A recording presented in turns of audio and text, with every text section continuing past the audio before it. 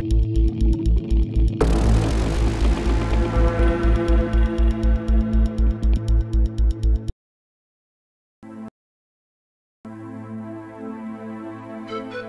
documentário destina-se a dar uma visão geral das pesquisas ufológicas no sul de Minas por cerca de 30 anos.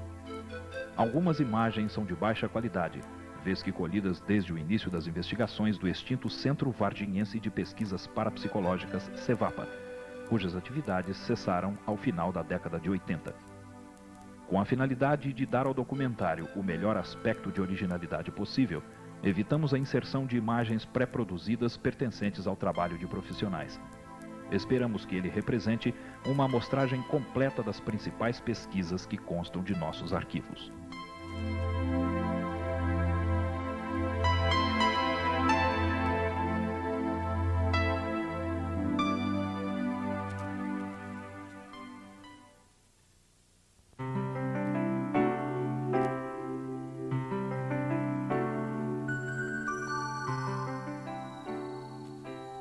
Rico em lendas e fatos incomuns, o estado de Minas Gerais é de grande interesse para a ufologia.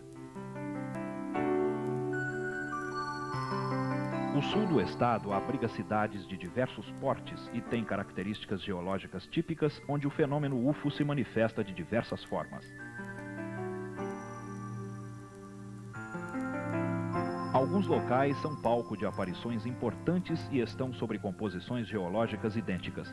São rochas do período pré-cambriano, ora ricas em quartzito, outras vezes alteradas pelo volume e pressão das águas de grandes usinas, como as centrais elétricas de Furnas.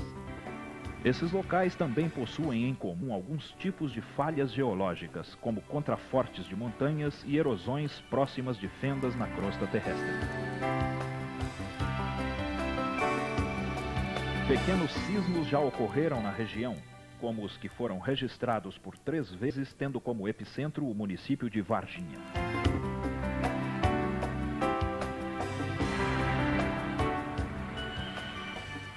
Em ufologia, os estudos de ortotenias, feitos por Aimé Michel e outros, demonstraram que em regiões assim as manifestações de OVNIs são mais numerosas.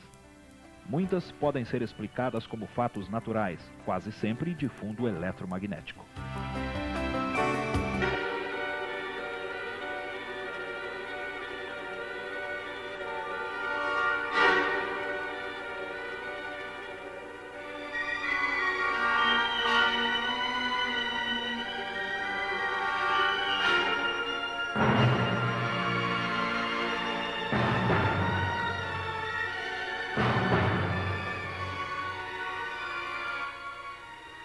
Os registros são muitos, às vezes enganos, como este filme feito na região de São Tomé das Letras, que captou iluminadores usados em manobras do exército.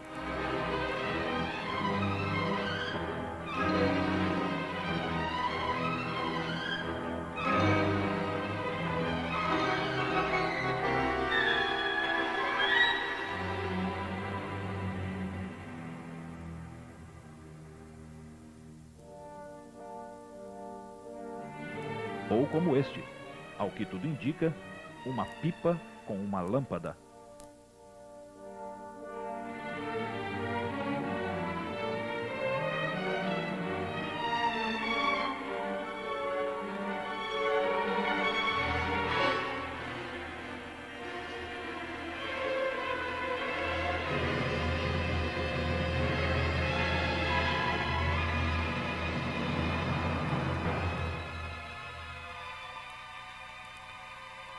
Carros e tratores no alto de serras também costumam confundir. O movimento da câmera provoca uma evolução da fonte de luz filmada que, na verdade, não está fazendo essas manobras.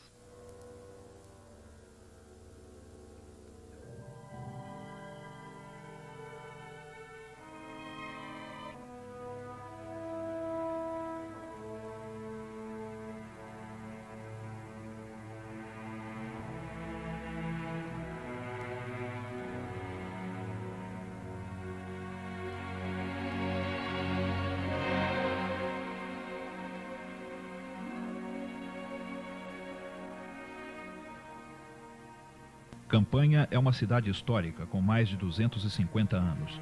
Importantes avistamentos já ocorreram aqui. Também existe uma barragem, a usina do Chicão, hoje mantida pelas Centrais Elétricas de Minas Gerais.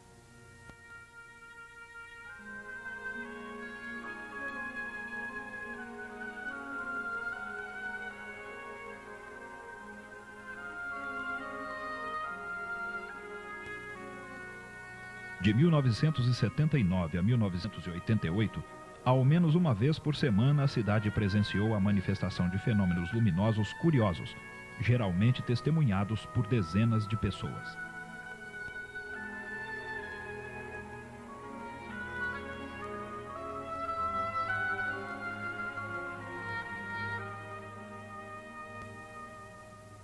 Um grupo informal de interessados em ufologia vem cuidando de registrar os diversos casos. Um fenômeno grandioso foi presenciado por dezenas de moradores. A professora Angelina Serrano, líder do grupo, conta o avistamento de um enorme objeto que chegou a tapar uma parte do céu da cidade. Eu vi aquele movimento das pessoas em frente ao Cine Palácio, apontando para o céu. Nesse momento eu corri até a esquina da rua Nossa Senhora de Sion. Tamanho foi meu espanto ao observar um objeto imenso que vinha em nossa direção, em direção às palmeiras da praça. E eu procurei um lugar mais obscuro, um lugar mais escuro para uma observação melhor. Quando eu percebi o tamanho do objeto, era um Zeppelin. O objeto deveria ter uns 30 metros de comprimento por 15 ou 18 de diâmetro. Parecia um casco de navio. Aliás, o objeto dava a impressão de que fosse um navio mesmo, um casco desgastado pelo tempo, uma coisa enferrujada com umas manchas de ferrugens. Neste momento eu fui observar as pessoas e percebi pessoas subindo nas palmeiras imperiais. Estava baixíssimo. Ele cobriu mais ou menos um terço do céu, o céu estava estrelado.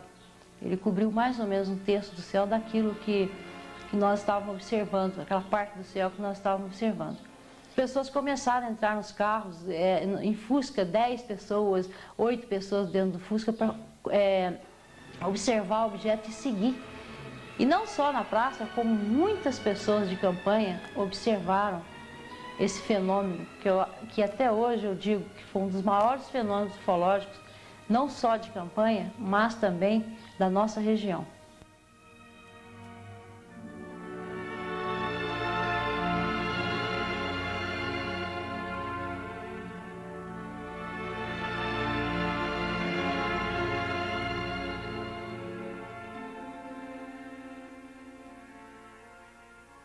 Encontrei essas pessoas, todo mundo conversando, o que era aquilo que tinha passado no céu, parecia um zeppelin ou alguma coisa.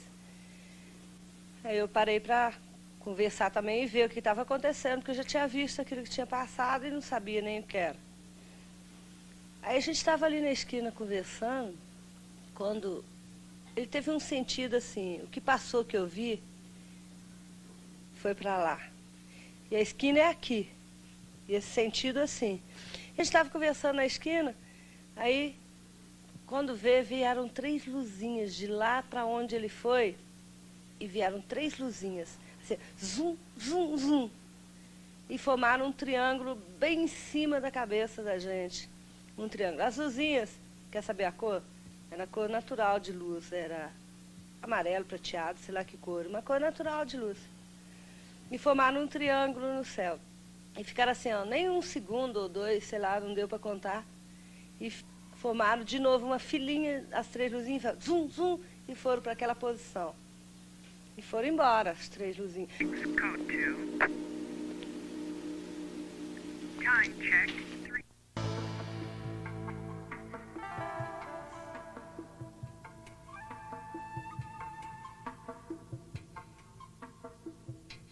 São Tomé das Letras, conhecida pelo seu ar de mistério, encontra-se a mais de 1.700 metros de altitude.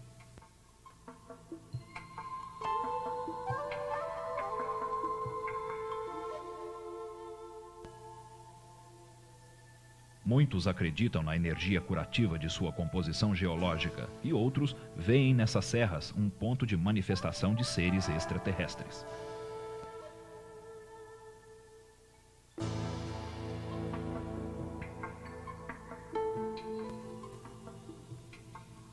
Oriental Luiz Noronha pesquisa São Tomé há mais de 30 anos e se radicou na cidade.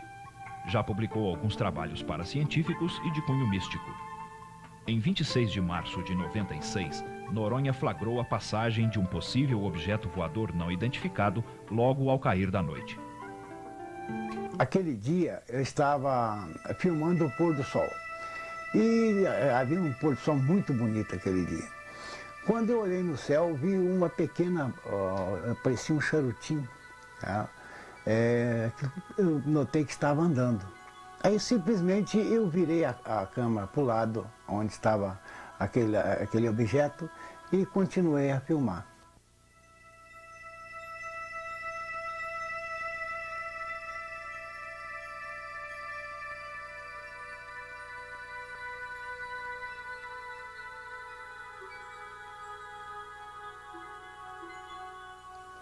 Olha, São Tomé das Letras, nesses 30 anos que eu estou rondando a região aí, realmente eu tenho presenciado muitos fenômenos ufológicos e fenômenos luminosos. E diferenciou muito da cidade de Cruzília, que lá eu nunca tinha observado no céu fenômenos, né, como aqui em São Tomé das Letras.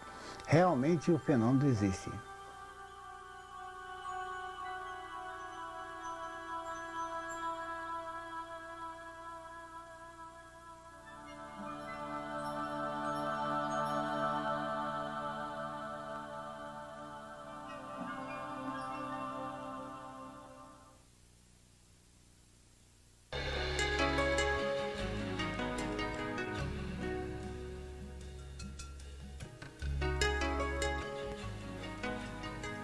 Em Cruzília, grandes círculos apareceram subitamente neste morro que pode ser avistado de várias partes da cidade. O capim cresceu de forma anormal com o surgimento súbito de muitos cogumelos totalmente desidratados.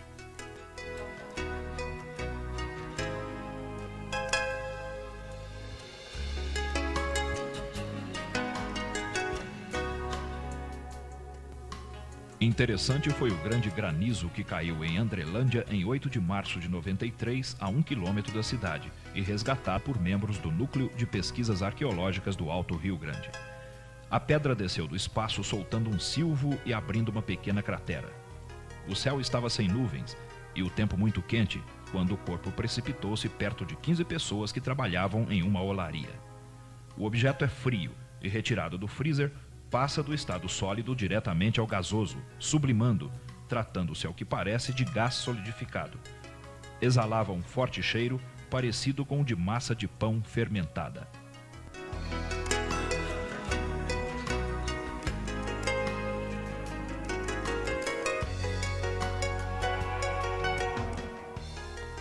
Fenômenos físicos ligados à pesquisa de ufologia costumam acontecer no sul de Minas. Em 1º de setembro de 85, em Itajubá, às 10h30 da noite, um estrondo assustou as pessoas. Em plena rua caiu este objeto, possivelmente um componente de estação orbital ou de um tanque de combustível de foguete. Algo semelhante precipitou em Ibirubá, Rio Grande do Sul, em março de 93.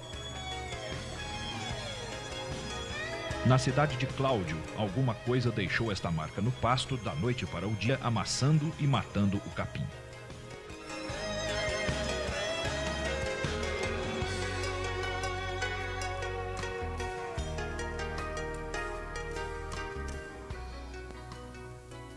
O céu do sul de Minas é um bom sítio de treinamento para ufólogos. Nuvens lenticulares, geralmente confundidas em fotografias com discos voadores, se formam regularmente.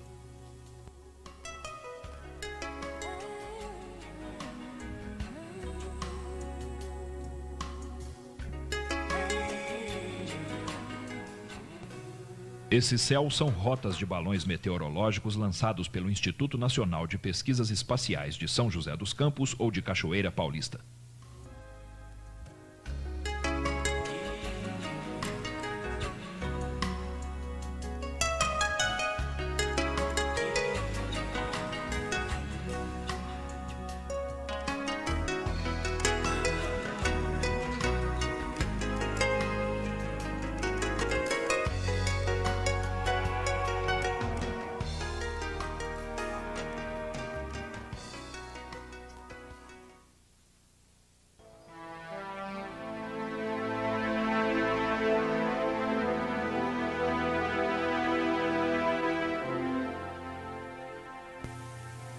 Como vem ocorrendo cada vez mais em todo o mundo, os fenômenos no sul de Minas não são meros avistamentos. Casos de abdução, que já se tornaram clássicos da ufologia, caracterizam a região como um campo importante de pesquisas.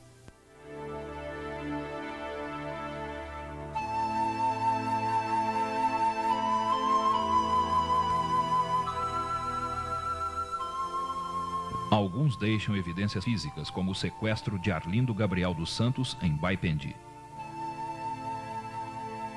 Os objetos que pousaram antes do sequestro foram fotografados pela testemunha. Um deles, que segundo Arlindo se parecia com uma piorra, aparece na ampliação com uma espécie de hélice ou girândola na parte superior.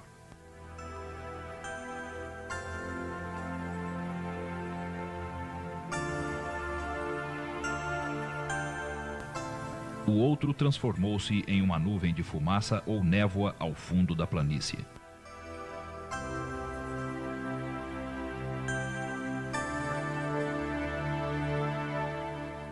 O artefato maior trazia em seu interior alguns seres, sendo um deles do sexo feminino. Deixou no chão marcas visíveis, das quais foram tirados moldes em gesso.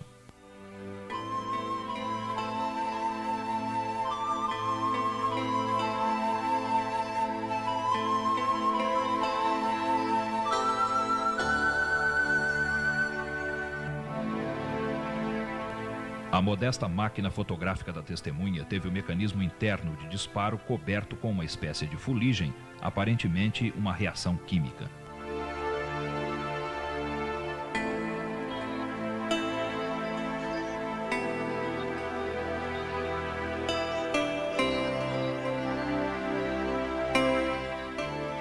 O embornal de pano que Arlindo trazia consigo foi reencontrado no local do sequestro, contendo estranhos caracteres, posteriormente identificados como formas hebraicas arcaicas.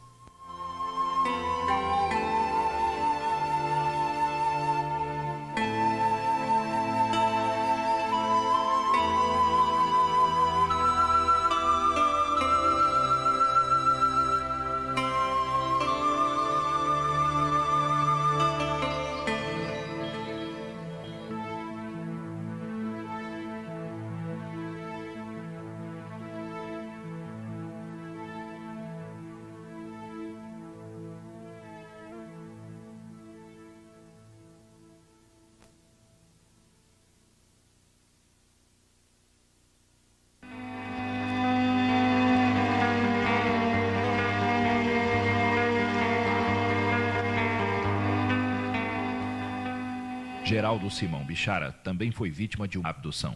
Seu caso é peculiar por ter ocorrido exatamente dentro de instalações militares, a Escola de Sargento das Armas, ESA, de Três Corações.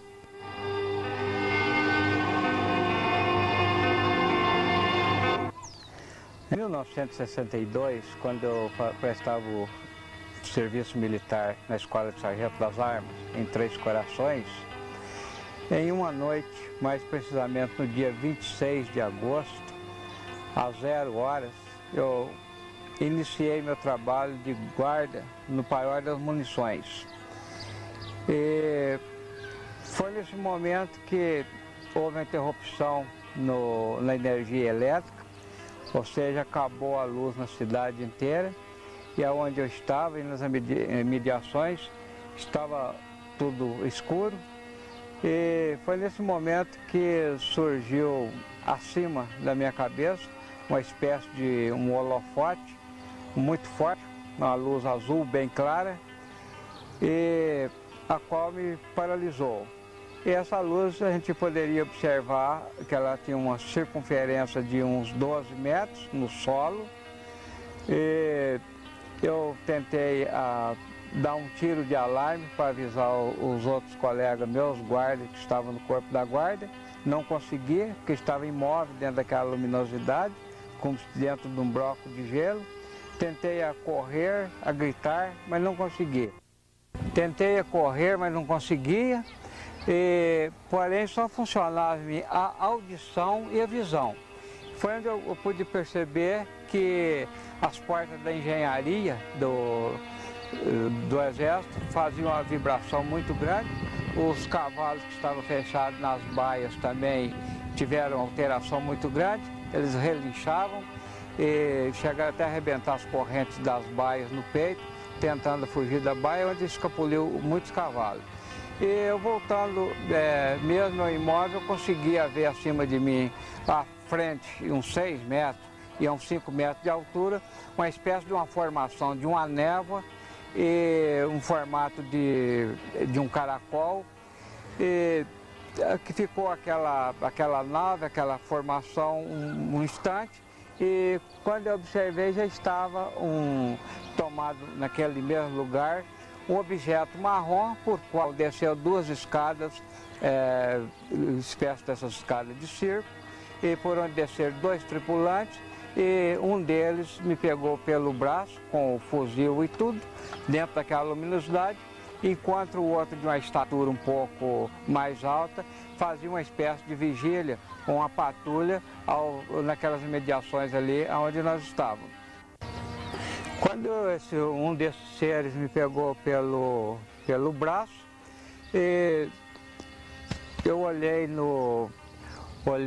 onde seriam os olhos dele, que na verdade não eram olhos, tinha apenas dois buracos escuros, e eu percebi sair uma espécie de uma chispa, umas pequenas faíscas do olho dele. Eu praticamente perdi a consciência, e foi no momento que ele me pegou pelo baixo do braço e pegou aquela escadinha que era coberta também com uma espécie de um brinco camurçado. Essa escada, esse tecido tinha uma cor de laranja, bem avermelhado. Ele puxou o degrau da escada até a altura da clavícula e aquela escada subiu com nós dois para dentro do interior de um objeto. Esse mesmo objeto que estava parado a uns 6 metros de altura. E ela voltando e retornando ao solo, eu olhei no que seriam os olhos dele, tornei a perder a consciência e aí ficou escuro, escuro, escuro, um bom tempo, até que eu recobrei a consciência. Eu estava já num outro lugar com várias repartições, vários compartimentos, onde tinha muitas criaturas com uniforme, do mesmo jeito daqueles que desceram embaixo para me pegar. E por ali eu estava deitado sobre uma espécie de prateleira e de onde saiu da parede daquele compartimento alguns objetos, alguns aparelhos que espécie de uma ducha, e fez uns exames na cabeça e me incomodou muito, eu senti muita dor por dentro da cabeça, e no momento que aquele recolheu para dentro da parede, apareceu um outro maior, espécie de um alto-falante com uma tela na frente. Aí refrescou a cabeça e voltou assim ao normal. Eu estava sentindo bem à vontade. Foi onde eu tive a oportunidade de observar, de perceber alguma coisa que eu vi dentro daquele compartimento. No momento que eu estava nesse compartimento, eu pude observar o meu fuzil em pé, à minha frente, ao canto esquerdo, e percebi também que estava um ambiente assim muito frio. Foi gelando, como se eu estivesse dentro de uma cama frigorífica. E nesse momento também começou a surgir um cheiro muito forte, espécie de amônia ou amoníaco. E quando eu fui assim, perdendo a consciência novamente, e foi no momento que eu vi do lado esquerdo um visor de uns 40 centímetros por 60, e onde tinha apenas um caractere, um sinal de mais em alto relevo, ou seja, uma cruzeta preta acima desse caractere. E do lado direito, um outro visor de uns 80 centímetros por uns 2 metros, pelo qual, através deles, eu pude verificar várias criaturas transitando, porém tudo em silêncio. Na medida que aquela localidade foi esfriando e foi aumentando aquele cheiro de amônia, eu fui, não sei se senti mal, o que aconteceu, me apareceu uma substância na boca, uma coisa viçosa, muito amargo, e eu pedi água para um daqueles tripulantes para poder lavar a boca, a qual não me deu atenção nenhuma. E eu fiquei um pouco agressivo e pensei em descer daquele local que eu estava. Eu acabei caindo no chão e com muita dificuldade, deitado, eu procurei pegar o meu fuzil, que eu me vi assim, quase na obrigação de pelo menos pegar a baioneta de fuzil, que eu estava com a baioneta calada. Eu não consegui sequer desencostar o fuzil da parede, segurando pela bandoleira. E foi no momento que esses dois tripulantes chegaram perto de mim e acenaram, pedindo para que eu entregasse o fuzil para ele, não com palavras, mas apenas acenando. Eu fiquei agressivo, até acabei xingando eles, não quis entregar a arma e eles saíram um pouco. E naquilo que eles saíram, eles voltaram em três. Um outro tripulante com uniforme cor de mel, porém com mais aparência humana, mas muito branco, sem cabelo, sem sobrancelhas, e estava no meio desses dois. E um detalhe que eu observei é que quando eles chegaram e quando eles saíram, eles andavam sempre com o ombro colado um no outro. Ou seja, esse que estava com uniforme diferente estava no meio e os dois com uniforme cor laranja nas laterais.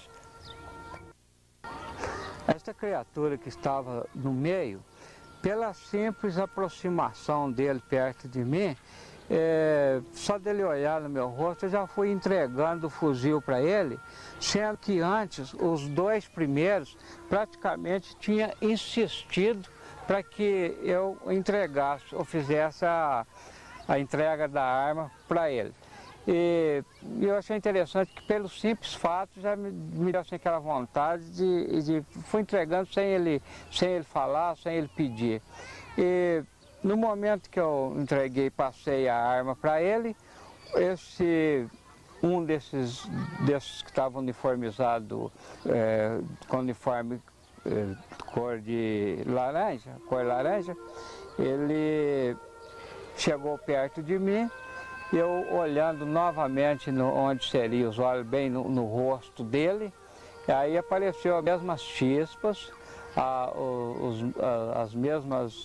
os mesmos rasbiscos de luzes, e perdi a consciência novamente, tornou tudo escuro, e quando eu recobrei a consciência, eu já estava cambaleando no corpo da guarda, de onde tinha me pego antes, e que eu pude observar já uma espécie da retirada deles. As escadas já estavam voltando para dentro do objeto, as duas escadinhas, sendo que o da direita penetrou no objeto primeiro e o da esquerda atrasou um pouquinho. E sumiu aquele aparelho daquela localidade, reaparecendo na mesma imediação um outro objeto bem maior, também marrom, e passando e acendendo ou clareando aquele holofote muito forte. Novamente os cavalos tendo muita alteração, as portas da engenharia dando as vibrações e os canoões metálicos que estavam guardados no barracão que estava para trás de mim, uns 40 ou 60 metros, também vibraram muito, chegou até a cair o canoão metálico do estaleiro. E foi aquela luminosidade clareando, passando pela veterinária, a farmácia, o potreiro, as estrumeiras, e a capineira, e até quando chegou no leito do rio, aproximou do rio, aí apagou aquele holofote daquele aparelho, daquele objeto, e retornou a luz na cidade na hora. Neste momento veio praticamente a meu socorro toda a guarda, ou seja, os meus companheiros e o cabo da guarda, o sargento, a guarda completa, veio em meu socorro, mas correndo para me retirar daquele local. Eu tentei passar o serviço com alteração para o cabo da guarda, para o sargento, e eles me disseram, não, vamos embora, lá você explica, lá no corpo da guarda você explica, amanhã você explica isso, vamos. E eu fiquei assim um pouco assustado com eles, pensando que ainda era alguma coisa daquele acontecimento do objeto. E um detalhe que eu deixei na hora que eu vi aquela claridade, aquele objeto, de início, eu pensei que seria algum ataque, na época até pensei que seria um aparelho russo, naquele tempo falava-se muito em comunismo, essas coisas e tal, então os militares todos tinham ciência daquilo, então foi o que eu pensei de ser um avião, um aparelho de um país que não fosse daqui e um possível ataque. Tudo isso eu tinha assim, uma consciência de que eu sabia bem, e estava bem ciente até o momento que essa luz pairou sobre mim. E depois só pude ter assim, um conhecimento total do caso, do acontecimento, através de uma regressão de memória. Todos aqueles que se dedicam ao estudo dos UFOs conhecem a cidade de Passatempo. O pesquisador Antônio Faleiro faz seu trabalho comparando aparições ufológicas com mitos do folclore brasileiro.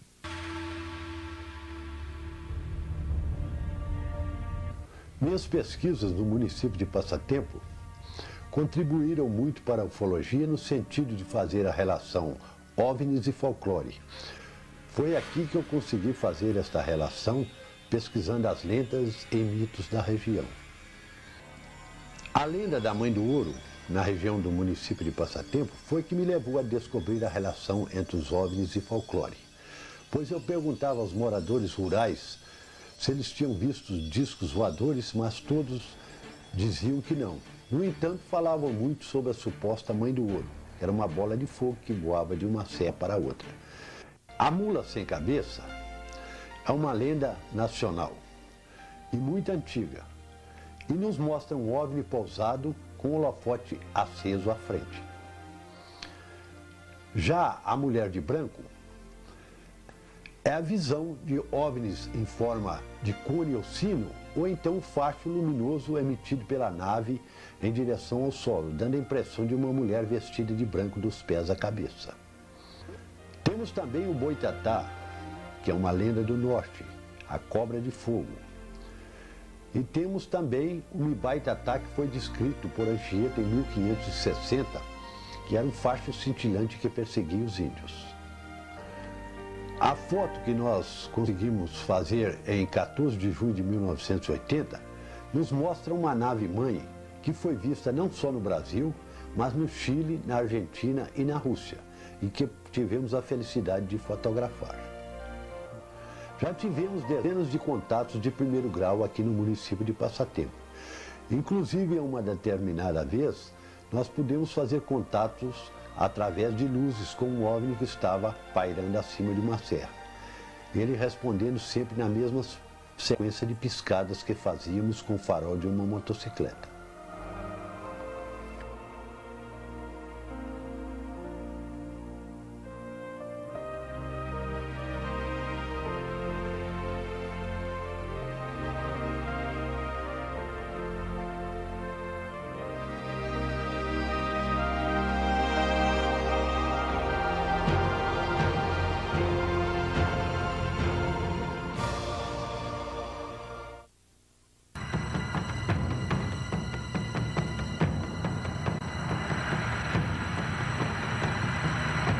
Eu vi um clarão dentro d'água e o companheiro falou para mim, sai daí que tem um trem diferente. Quando eu olho para cima, era um tipo de uma barca grande.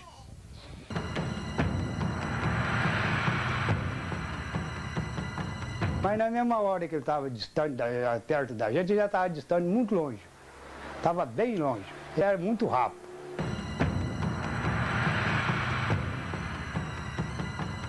E nisso ela vinha surgindo, subindo e veio pro nosso lado. Aí nós fomos obrigados a correr dela.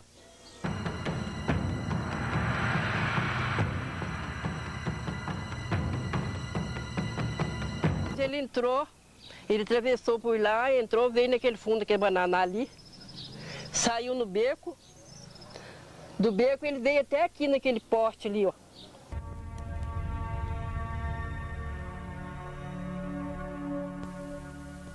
A bonita e aprazível localidade de Córrego do Ouro, ainda um distrito, também está à beira das águas de Furnas. Aqui uma estranha luz é conhecida como o fogo da aldeia, que ronda as casas, segue os caminhantes e parece ser inteligente. João Geraldo da Silveira já avistou essas luzes por diversas vezes e conhece todas as histórias contadas. Faz mais ou menos aí uns 30 anos que aparece isso aqui, esse fogo. Portanto, daqui de casa mesmo, certas vezes a minha esposa já viu, nós já viu essa luz que ela vem, sai, por exemplo, dos matos e vem vindo, anda por aqui. Uma vez até ela, inclusive, apagou até a luz da cidade aqui. Aparece sempre ali pelas 11 horas da noite, meia-noite. Então quem conta isso várias vezes são os antigos, né? Ela saiu do lado aqui de Alfenas, veio vindo até uma senhora que, inclusive, ela está viva até hoje, que contou isso na cidade e não foi só ela também que viu, não. Foi diversas pessoas que viram. Ele foi na chave, deu uma volta no corredor e foi na chave principal da cidade e apagou a luz da cidade.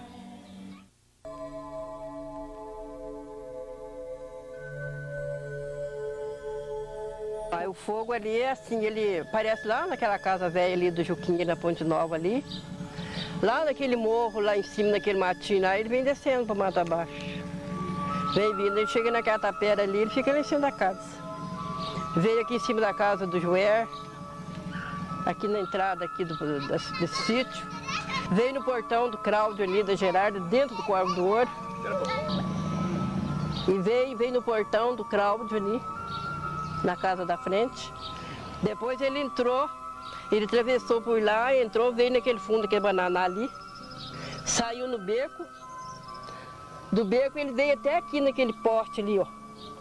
Aquele transformador da entrada ali que tem aquela caixinha.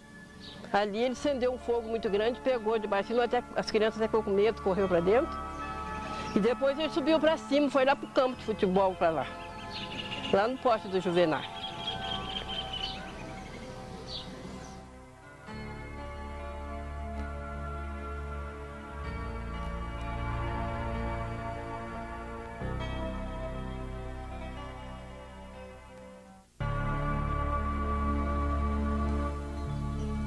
Para a ufologia, um fenômeno assim é chamado de sonda, já que a luz se comporta como se estivesse observando, pesquisando, fazendo prospecções, talvez teleguiada por uma tecnologia capaz de fazer isto.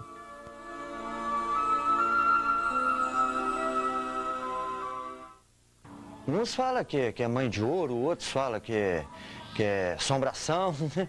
Então assombração não é, né? E outros falam que vamos até achar engraçado a arma perdida.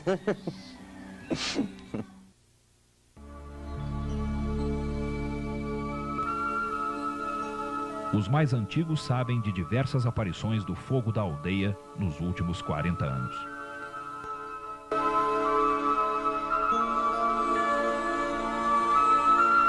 Eu até não lembro, mas havia fogo, corria muito de medo. Outros até cercavam no caminho, fazia aquele calorão, abaixava no freguês, o freguês tentava acender um fogo, mas ele queimava. Apagava o fogo, ele acarmava. Tornava a acender o fogo, ele esquentava a pessoa, o fogo precisava apagar o fogo, porque senão ele queimava a pessoa. Quando o fogo descia sobre eles, ele acendia a lanterna, o fogo esquentava mais. Aí abaixava nele, esquentava, precisava apagar a lanterna. Aí pagava e saía correndo. Ele acompanhava às vezes até uma altura, depois ia embora, sumia. Mas na mesma hora que ele estava distante, perto da gente, ele já estava distante muito longe. Estava bem longe. Ele era muito rápido. Ele vinha numa altura baixa, de 1,5 m, 2 metros. E vinha de diversas cores. Ele vermelhava, verdeava, clareava. E vinha vindo, suspendia, descia, e vinha vindo para o lado da gente. Ele chiava assim. Ele tinha um chiadinho. E o povo falava que isso era um batatá, como o povo diz. Eu nem sei o que é isso. Que de primeiro existia o tal de batatá, que queimava um pau, uma coisa, assustava muita gente. No outro dia ia lá na árvore, estava do mesmo jeito. Outro que atestava as manifestações do fenômeno conhecido de todos da pequena cidade era o falecido seu Bebé, que inclusive chegou a se aproximar de uma sonda com mais 3 companheiros. Veio o irmão que morava na roça, e ele chegou lá e falou assim, vamos ali que tem um fogo debaixo de uma árvore. E nós saímos e fomos, e estava mesmo, e nós rodeamos, escuramos em roda dele lá, e ele ficou no meio, e nós fazemos a roda, bem tempo. E ele não saiu, e nós também paramos. E, de repente, ele saiu, e nós não viu, ele passaram no meio de nós. Ele já estava debaixo dessa estrada aqui, ó. Aí sumiu, mais ou menos no escurecer. Estava zanzando ali, eu falei, achando que era aí uns namorados que estavam com lanterna, essas coisas.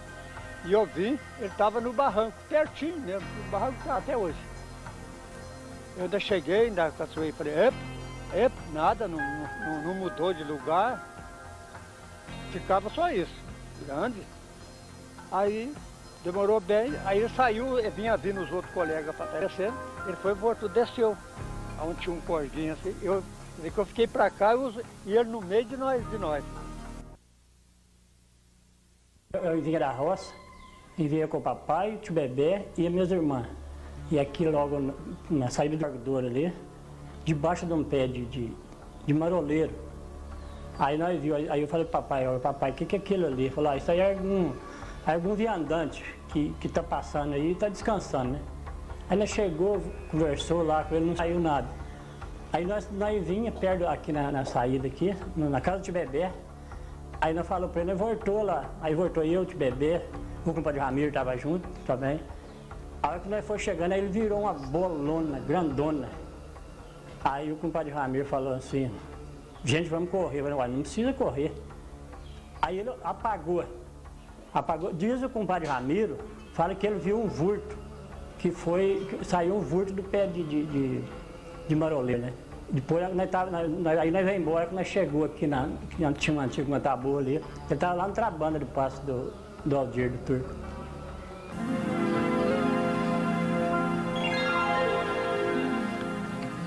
Ao início da década de 80, o grupo de ufólogos do então Centro Varginhense de Pesquisas Parapsicológicas realizou uma série de vigílias e medições em Córrego do Ouro.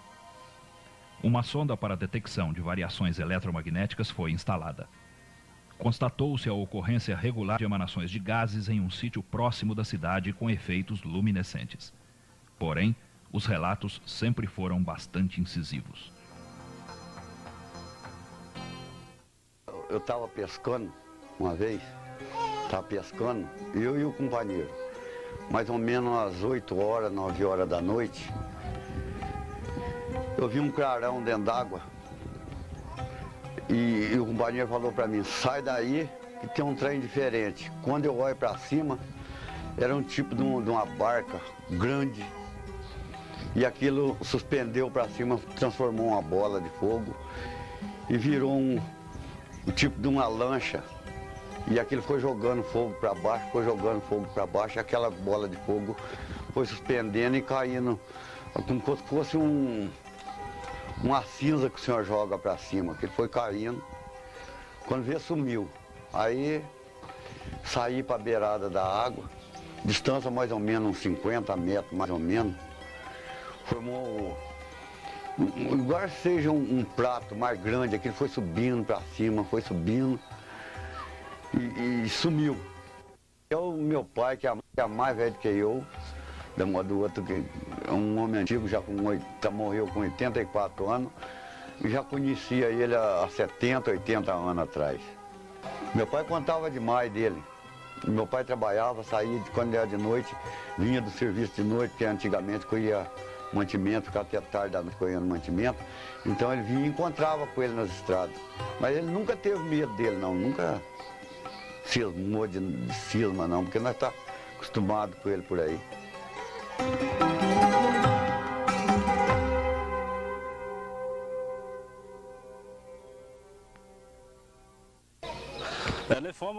Nós fomos caçar e à noite. Aí de repente surgiu uma tocha assim pra cima na capoeira. Aí aquela tocha subia, de repente ela baixava e diminuía, né? Quando vê, ela tornava aquela tocha e começava a aumentar, né? E dando aquela claridade grande, né? E nisso ela vinha surgindo, subindo e veio pro nosso lado. Aí nós fomos obrigados a correr dela. Porque ela vinha assustadora, né? Assustando a gente.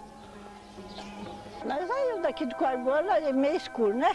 Quando chegou lá perto daquela ponte, aí apareceu o fogo no meio da rua, no meio da linha lá, ó. Aí nós não tinha como passar. Aí eu comecei a rezar e ele desapareceu, foi minguando, porque o fogo era muito grande. Aí, e foi muito de repente que apareceu aquilo lá, nós não sabíamos como fazia, era só eu e o irmão meu.